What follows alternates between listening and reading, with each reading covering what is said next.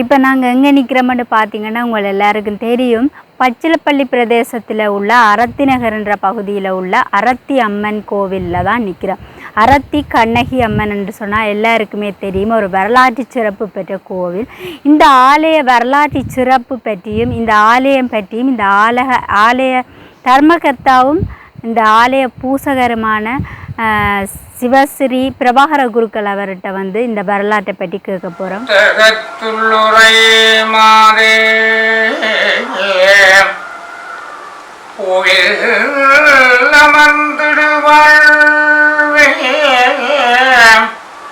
வித்தகப்புன் புள்ளை நங்காயே வேத பொருளுக்குறை முத்தன் குடையுடையானே மூவுலகும் தொழுதேத்தும் செப்பு கவித்த முலையாய் சபரியோடிய கண்ணாயே தக்கோலம் தின்னும் வாயாயே சரஸ்வதி என்னும் திருவே எக்காலமும் உன்னை தொழுவேன். இயலிசை நாடகம் என்னும் முத்தமிழ் கல்விகளெல்லாம் முழுதும் எனக்கருள் செய்து என் சித்தம் தனில் நீ இருந்து திருவருள் செய்திடுவாய். எல்லாம் வெல்ல பரம்பொருளின் இறையருளை பிரார்த்தித்துக் கொண்டு உலகமெல்லாம் பரந்து வாழுகின்ற சைவ தமிழ் பெருமக்களுக்கு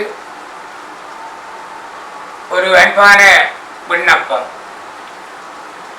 இலங்கையினுடைய கண்ணகி வழிபாடு பற்றி சிலப்பதிகாரம் தொட்டு பல்வேறு விதமான காவியங்கள், காப்பியங்கள், கோவலன் கண்ணகி காதை போன்ற பல நூல்களிலும் பலவிதமாக வெளிப்படுத்தப்பட்டுள்ளது. இதேபோல கிராமிய வழிபாடாகவும் சிவாகமபூர்வமான வழிபாடாகவும் இரண்டு வகை நிலைகளிலே கண்ணகி வழிபாடு பரந்து விரிந்து வழிபாடு இயற்றப்படுகின்றது. அந்த வகையிலே கண்ணகியை பற்றி சிலப்பதிகாரமாக இருந்தாலும் சரி, அதன் பின்னர் தொகுக்கப்பட்ட நூல்களாக இருந்தாலும் சரி, புலவர்கள், பெரியோர்கள், முன்னோர்கள், அறிஞர்கள் போன்றோர்கள் எல்லாம் தங்களுடைய வெளிப்படுத்தல்கள் மூலம் அல்லது கவி ஆற்றல்கள் மூலம் கூட கண்ணகியை கண் சக அகி அழகிய கண்களை உடையவள் கண்ணகி என்ற பொருள் இணங்க அந்த கண்ணகி என்கின்ற நாமத்தை செப்புகின்றார்கள். அந்த வகையிலே இந்த கண்ணகியினுடைய தோற்றத்தை பற்றி நாங்கள் காவியங்கள், காப்பியங்கள், கர்ணபரம்பர கதைகள் மற்றும் தொல்காப்பிய நூல்களில் கூட நன்றாக ஆராய்ந்திருக்கின்றோம். அந்த ஆராய்ச்சிகள் அல்லது வெளிப்படுத்தல்கள் மூலம் சில விடயங்களை நாங்கள் தெளிந்து கொள்ளக்கூடியதாக உள்ளது. இந்த கண்ணகி வழிபாடு மானிட வழிபாடாக கூறப்பட்டாலும் கிராமிய வழிபாடாக கூறப்பட்டாலும் உண்மையிலேயே ஆதி பராசக்தியினுடைய ஒரு வெளிப்பாடே கண்ணகி வழிபாடு. ஏனெனில் அரிது அரிது மானிடராய் பிறத்தல் அரிது கூன் குருடு செவிடு பேடு நீங்கி பிறத்தல் அரிது. மானிட புறவி என்பது வேறு, தெய்வீக புறவி என்பது வேறு. மானிடர்களாக பிறப்பவர்களும் தெய்வீக பண்புகளுடன் பிறப்பது உலகம். அது இறைவனுடைய சங்கல்பம். இன்னாரால் உலகிற்கு இவ்வளவு காலம் இன்ன சங்கல்பம் நிகழ வேண்டும் என்பது இறைவனுடைய நியதி. அந்த வகையிலே கண்ணகியானவள் பூம்புகார் பட்டணத்திலே வாழ்ந்ததாகவும் பூம்புகார் பட்டணத்தில் இருந்து பின்னர் மதுரையை அங்கே கோவலன் கண்ணகி என்கின்ற அந்த காதை மூலம் கண்ணகியானவள் கோவலனுடைய சிலம்பு களவா அல்லது பாண்டியவனுடைய சிலம்பு களவாடப்பட்ட நிலையில் கண்ணகியினுடைய சிலம்பு விற்பனைக்காக வணிகரிடம் கொண்டு செல்லும் போது அது திருடப்பட்ட சிலம்பு என திருடனாக பாவித்து கோவலனுக்கு தண்டனை நிறைவேற்றும் போது சீற்றம் கொண்டு மதுரையை எரித்து இடது முலை புருங்கி எறிந்து சீற்றம் கொண்டு கற்பினுடைய அதி உச்சத்தன்மையை வெளிப்படுத்தி கோபத்தையும் வெளிப்படுத்தி அங்கிருந்து புறப்பட்டு இலங்கையை வந்தடைந்ததாக ஒரு வரலாறு உண்டு. அதே போன்று சேரன் செங்குட்டுவன் வணிகத் தொடர்பு, அதன் மூலமும் இந்த கண்ணகி வழிபாடு பரவியதாக ஒரு மரபு உண்டு. அதே போல இந்த கண்ணகி வழிபாடு கஜபாகு மன்னனால், இலங்கை சிங்கள மன்னன் கஜபாகு மன்னனாலும் இன்றைக்கும் சிங்கள மக்களும் இந்த கண்ணகி வழிபாட்டை மேற்கொள்ளுகின்றார்கள். இந்த கண்ணகி வழிபாடு கஜபாகு மன்னனாலும் வழிபாடு இயற்றப்பட்டதாக சில ஆதாரங்கள் உண்டு. அதே போன்று இந்த சேரன் செங்குட்டுவன் அங்கே கண்ணகிக்கு சிலை வைத்து விழா எடுத்ததாகவும் நன்றாக கூறப்பட்டுள்ளது. இலங்கையிலே பல நூற்றாண்டுகளுக்கு முன்னமே இந்த கண்ணகி வழிபாடு 8ஆம் நூற்றாண்டுக்கு முற்பாடே இருக்கின்றது கண்ணகி வழிபாடு. ஆனால் பின்னர் அந்த கண்ணகி வழிபாடு கிராமிய வழிபாடாகவே இருந்தது. பின்னர் ஆகம வழிபாடாக அங்கே சிவாலயங்கள் போன்று ஆகம மரபுக்கிணங்க இந்த பஞ்சாங்க வேலைகள் கொண்டு அல்லது முகபத்திர வேலைகள் கொண்டு ஆலயங்களை அமைத்து சிவாகம மரபிலே வேதநதி தலை தோங்க அங்கே மகா கும்பாபிஷேகம் செய்யப்பட்டு விழாக்கள் மேற்கொள்ளப்படுகிறது. ஆரம்ப காலத்தில் அவ்வாறு இல்லை. கண்ணகிக்கு சிலை எடுத்து விழா எடுத்திருந்தார்கள். பொங்கல் வழிபாடுகள், கிராமிய வழிபாடுகள், மரபு பாரம்பரியம் தொன்மை பண்பாடு கலந்ததாக வழிபாடு இருந்தது. பின்னர் மருவி ஆகம மரபாக இருந்தது. இவற்றுக்கு பேதம் இருந்தாலும் உண்மையிலேயே அது கண்ணகி வழிபாடு ஆகம மரபுக்கு செய்வது தவறென்று கூறுவதற்கு எங்களால் முடியாதுள்ளது. ஏனெனில் ஆதி பராசக்தியினுடைய தோற்றம்தான் கண்ணகி என ஏற்றுக்கொள்ளக்கூடியவர்களும் உண்டு. அந்த வகையிலே கண்ணகியை பற்றி உண்மையிலேயே கண்ணகி வழிபாடு பரவி இருப்பது மட்டுமல்ல, மக்களிடத்திலே அதிக பக்தியும் அன்பும் கொண்டதாகவும் நேர்த்திக்கடன்கள் நிறைந்த ஆலயங்களாகவும் விளங்குகின்றது. உதாரணமாக மட்டக்களப்பு, அம்பாறை மற்றும் மலையக பகுதிகள், தெற்கு இலங்கையினுடைய தெற்கு பகுதி, வடபகுதி, எல்லா இடங்களிலும் இந்த கண்ணகி வழிபாடு பரந்து விரிந்திருக்கின்றது. இங்கே கண்ணகி இலங்கைக்கு வந்து நாகதீபம் முதல் வற்றாப்பளை நந்திக்கடல் வரை 10 இடங்களில் தங்கி சென்றதாகவும் காவியங்களிலே கூறப்பட்டுள்ளது. அங்கே குடாரப்பு பகுதிகளிலே பல புலவர்கள், பல புராண இதிகாச வித்தகர்கள் எல்லாம் முன்னர் வாழ்ந்திருந்தார்கள், இப்போதும் இருக்கின்றார்கள். அவர்கள் தங்களுடைய காவியங்கள் பாடல்கள் மூலம் இந்த கண்ணகி வழிபாட்டை பற்றி தெளிவாக எடுத்துரைத்திருக்கின்றார்கள். எனவே இவ்வாறான காவியங்கள் அல்லது கண்ணகி காதைகள் போன்ற நூல்களில் கூட இந்த ஆதாரங்களை பெற்றுக்கொள்ள முடியும். இவ்வாறாக நைனாதீவு நாகதீபம் தொடக்கம் நந்திக்கடல் வரை 10 இடங்களில் இடைத்தங்கள் கொண்டதாக கண்ணகி ஆலயங்கள் அமைந்திருக்கின்றது. இவ்வாறு அமையப்பெற்ற ஆலயங்களிலே அனைத்து கண்ணகி ஆலயங்களும் சிறப்பு பெற்றவை. இப்போது நாங்கள் பார்க்க இருப்பது அறத்தி என்கின்ற இடம். தீயாக அறம் என்பது செய்ய விரும்ப வேண்டும், அறம் செய்ய விரும்ப வேண்டும். ஆகவே அறம் என்பது உண்மையிலேயே எல்லோரிடத்திலும் இருக்க வேண்டிய ஒரு நற்பண்பு. அதை மீறும் போது அதர்ம மிகுதியாக இருக்கும், அதனுடைய தாக்கம் அதிகமாக இருக்கும். ஆகவே அறம் என்பது ஓங்கி நிற்கக்கூடிய தீயாக வளரக்கூடிய இடம்தான் அறத்தி. அந்த வகையிலே அறத்தி என்கின்ற நாமம் கொண்டு விளங்குகின்ற அறத்தி அம்பதியிலே கோயில் கொண்டு எழுந்தருளி தம்மை நாடி வருகின்ற அரியவர்களுக்கெல்லாம் நல் அருளாட்சி வழங்கி வீட்டிருக்கின்ற அறத்தி கண்ணகி அம்பாள் ஆலயத்தினுடைய பரம்பரை தர்மகர்த்தா சிவஸ்ரீ நானா பிரபாகர குருக்கள், தேசமானிய சமாதான நீதவான், சிவாகம வித்யா சாதக ஞானபான, இவ்வாறாக பல இடங்களிலும் பல புராண இதிகாச சித்தாந்த தெளிவுடன் கூடிய சைவ சமய அடிப்படை அறிவுடன் கூடிய தெளிவுடன் கூடிய இயலையும் வேதாந்த சித்தாந்த சோதிட விடயங்களில் தெளிவையும் பெற்றுக்கொண்டு கிரியை ஆற்றிக் கொண்டிருக்கின்ற ஒரு தன்மையிலே நாங்கள் குருமார்கள் இயங்கிக் கொண்டிருக்கின்றோம். அந்த வகையிலே சில தெளிவுறுத்தல்கள் அவசியம், காலத்தின் தேவையும் கட்டாயமும். இந்த கண்ணகி வழிபாட்டிலே நாங்கள் ஆகமம் சார்ந்ததாகவும் ஆகமம் சாராததாகவும் செய்கின்றோம். அதிலே ஆகமத்திலே கூட சிறப்பாக கூறப்பட்டுள்ளது, ஒரு குருவானவர் அந்த இடத்திற்கு தகுந்த வகையிலே கிரியையை மேற்கொள்ளுதல் அல்லது ஒரு சடங்கினையோ அல்லது ஒரு வேள்வியையோ மேற்கொள்ளுதல். ஆகவே இடம், பொருள், தேசம், வர்த்தமானம், சுருதி, யுக்தி, அனுபவம் இவ்வாறானவற்றை ஒரு குருக்கள் அனுமான பிரமாணத்தின் அடிப்படையிலும் பிரத்யட்ச பிரமாணத்தின் அடிப்படையிலும் பிரத்யேக பிரமாண அடிப்படையிலும் இவற்றை மேற்கொள்வதற்குரிய தகுதியை உடையவர். அவர் சரியான சமய அறிவினை பெற்றிருக்க வேண்டும்.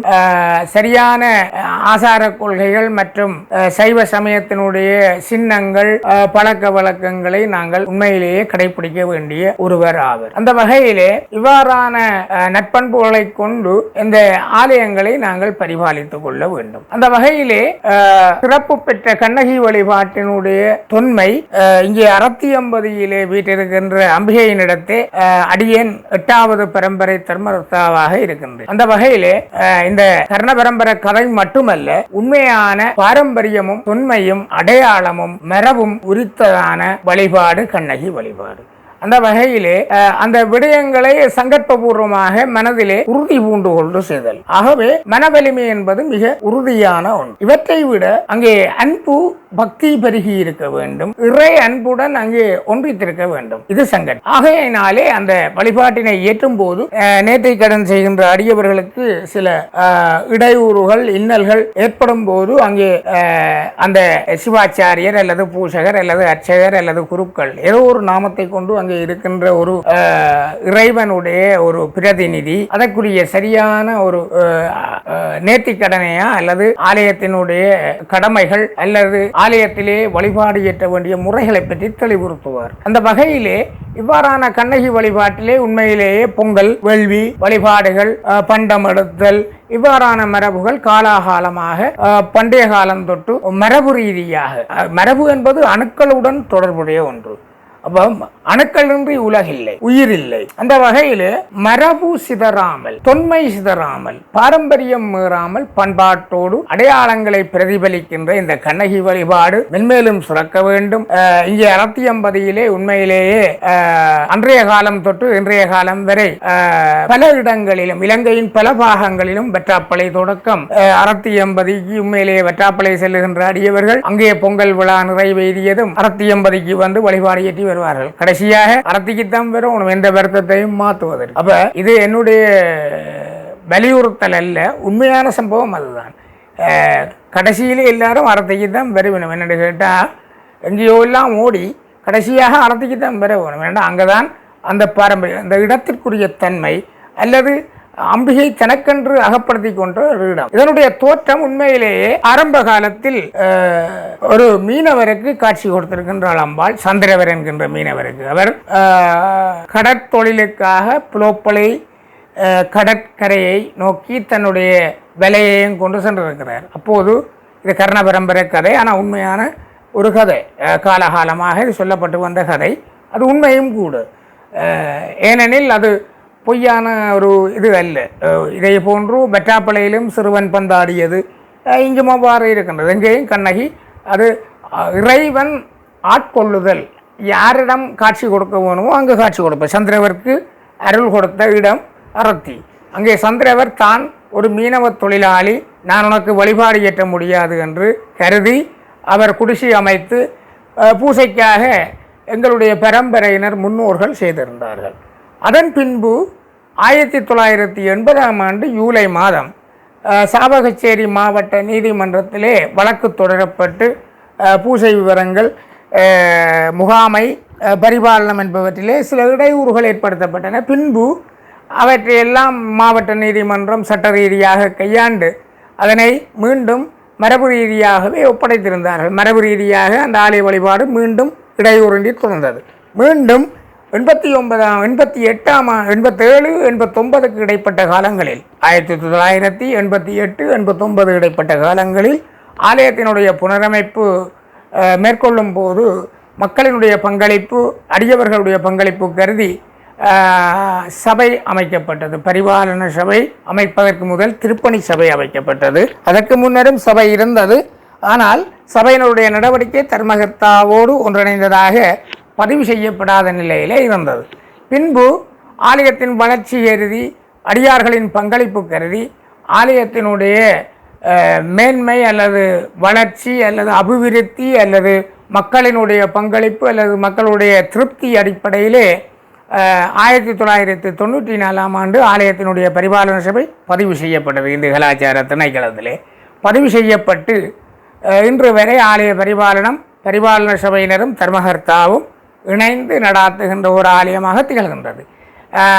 90க்கு பிற்பட்ட காலங்களில் 1990க்கு பிற்பட்ட காலம் தொடக்கம் இன்று வரை கடல் கடந்த அடியவர்களின் பங்களிப்பும் அவர்களுடைய நிதி அல்லது சரீர அல்லது மனரீதியான ஒரு அம்பிகையினுடைய நெருடல்கள் அல்லது அம்பிகையினிடத்திலே கொண்டிருக்கக்கூடிய சிரத்தை அல்லது பக்தி அல்லது அன்பின் காரணமாக ஆலயத்தினுடைய வளர்ச்சி மென்மேலும் பெருகியது. இன்று ஒரு பெரிய ஆலயமாக மிளிர்ந்து விளங்குகின்றது. இந்த ஆலயத்தினுடைய வளர்ச்சி உண்மையிலேயே ஆரம்ப காலத்தில் எல்லோருடைய பங்களிப்பும் இருந்தது. நாட்டினுடைய எல்லா பாகங்களிலும் இராணுவத்தினரோ அல்லது படையெடுப்புகள் நடந்த காலங்களில் இந்திய இராணுவத்தினர், இலங்கை இராணுவத்தினர் மற்றும் பலவிதமான இயக்கங்கள் எல்லாம் தோற்றியிருந்தார்கள். எல்லோரும் அந்த ஆலயத்தை வழிபட்டு சென்றது. ஏனென்றால் அவ்வளவுக்கு புனிதத்தன்மையும் அவ்வளவுக்கு பக்தி பெருவாகமும் கொண்ட ஒரு இடம் அறத்தியம்பதி வெற்றாப்பளை போன்று. ஆகையினாலே எல்லோருடைய பங்களிப்பும் எல்லோருடைய வழிபாடும் கிடைத்திருக்கக்கூடிய அல்லது பெற்றிருக்கக்கூடிய இடமாக அறத்தியம்பதி திகழ்கின்றது. அதனை விட வடக்கு பக்கமாக தாமர தடாக பொய்கை அமைந்திருப்பது அம்பிகை தீர்த்தவாரியாக கொண்டிருக்கக்கூடிய ஒரு இடமாக திகழ்கின்றது. அந்த வகையிலே தொடர்ந்தும் கடல் கடந்த அடியார்களுடைய பங்களிப்பு இடம்பெற்று கொண்டிருக்கின்றது. தொடர்ந்தும் அவர்களுடைய பங்களிப்பு கிடைத்து கொண்டே இருக்கும். அம்பிகையினுடைய திருவருளாலே எல்லோரும் எல்லா பகுதிகளிலும் எல்லோரும் இருக்கின்றார்கள். அடியவர்கள், அம்பிகையினுடைய மீள அடியவர்கள் எல்லா இடங்களிலும் இருக்கின்றார்கள். அவர்களுடைய பங்களிப்பு தொடர்ந்தும் கிடைக்க வேண்டும். அவர்களுடைய அனுசரணை தொடர்ந்தும் கிடைக்க வேண்டும். அம்பிகையினுடைய திருவருள் எல்லோருக்கும் கிடைக்க வேண்டும் என்று பிரார்த்தித்து இந்த சந்தர்ப்பத்துக்கு நன்றி கூறி அமைகின்றனம். சர்வே லோகா சமஸ்தா சுகினோ பவந்து. மேன்மைகொள் சைவ நீரி விளங்குக உலகம் எல்லாம். அம்பிகையை சரண் புகுந்தால் அதிக வரம் பெறலாம். மேன்மைகொள் சைவ நீதி விளங்குக உலகம் எல்லாம். மரம் உங்கள் எல்லாருக்கும் தெரியுமென்னு நினைக்கிறேன். இந்த மரம் சஞ்சீவி மரம், அதாவது மருத்துவ குணமுடைய மரம். இப்போ இந்த மரம் இலங்கையில் அருகி போய்விட்டது. இந்த மரம் இந்த ஆலயத்தில் இருக்குது. அதான் இந்த ஆலயத்தோட சிறப்பு. இதான் ஆலயத்தினுடைய வடக்கு பகுதியாக காணப்படுகின்றது. இந்த ஆலயத்தில் 3 அன்னதான மடங்கள் காணப்படுகின்றது. பசித்து வாரவர்களுக்கு அன்னதானம் வழங்கும் முகமாக 3 அன்னதான மடங்கள் காணப்படுகின்றது. அதில் முதல் நுழைவாயில் ஒரு அன்னதான மடம், இது பழைய மடம் என்று சொல்லப்படுகின்றது. அதோட கோவிலுக்கு முன்பக்கம் பார்த்தீங்கன்னு சொன்னால் இன்னொரு மடம் காணப்படுகின்றது. அதே போல் தீர்த்த குளத்துக்கு முன்பாகவும் ஒரு அன்னதான மடம் காணப்படுகின்றது. வைகாசி மாதத்தில் இங்கே பொங்கல் நிகழ்வு சிறப்பாக நடைபெறும். அதே வைகாசி மாதம்தான் வற்றாப்பளை கண்ணகி அம்மன் கோவிலையும் பொங்கல் நடைபெறுகின்றது. அங்கே அந்த பூஜையில் வழிபட்டு பூஜை இடம்பெறுகின்ற போது இந்த ஆலயத்தில் பூ பூப்பதாக ஐதீகமாக. இந்த ஆலயம் ஆவணி மாதத்தில் திருவிழாக்கள் இடம்பெறுகின்றது. இலங்கையிலேயே அதிக கண்ணகி அம்மன் ஆலயம் இலங்கையில் தான் காணப்படுகின்றது. கண்ணகி வழிபாட்டு முறையும் இலங்கையில் தான் அதிகமாக இடம்பெறுவது நாங்கள் காணக்கூடியதாக இருக்கிறது. அப்படி கண்ணகி வழிபாட்டு முறையில் ஒரு ஆலயம்தான் இந்த அறத்தி